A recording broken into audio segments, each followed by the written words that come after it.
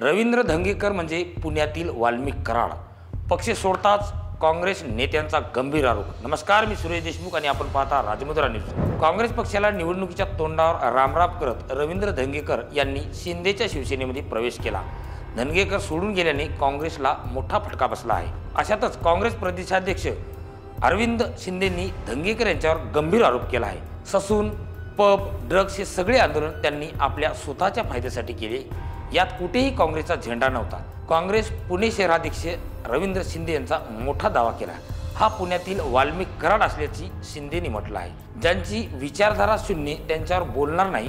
पक्ष कुठंच कमी पडला नाही. 4 वेळा संधी दिली तरीही गेली. मी निवडणूक लढताना त्यांनी माझा विरोध केला होता. पक्षाने 3 वर्षात निष्ठावंत कार्यकर्त्यांना डावलून 4 वेळा त्यांना संधी दिली. ज्या दिवशी ते आमदार झाले त्यानंतर कधीच पक्षाचा झेंडा हातात घेतला नाही. खालच्या थराला जाऊन राजकारण करणाऱ्या लोकांविषयी मी बोलणार नाही. यांच्या व्यक्तिगत दुष्कर्मासाठी ते गेले. काँग्रेस पक्षाने मान दिला. पक्षाच्या कुठल्याच आंदोलनाला ते आले नाही.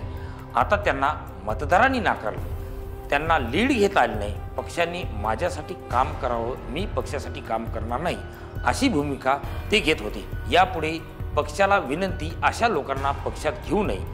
त्यांचा इतिहास असाच आहे. विचारधारा एकही नाही हे संधिसाधूपणा करत आम्ही पक्षाला सांगितल्याचे शिंदे यांनी सांगितले आहे. अनेकदा पक्षाच्या विरोधात काम करत आहेत असे सांगितले होते. आम्ही कधीच त्यांच्यावर बोललो नाही. रस्त्यावर आम्ही उतरून काम केलं. देश राम मंदिर उत्सव साजरा करताना हे बाबरी मस्जिदीवर बोलत होती. विचारधारा नाही. त्यांना एका पार्टीची लाईन धरता येत नाही. कुठल्या बैठकीला, आंदोलनाला ते येत नाहीत अशी तक्रार अनेकदा आम्ही पक्षाला दिली होती. त्यावर पक्षाने मात्र काही बदल केला नाही.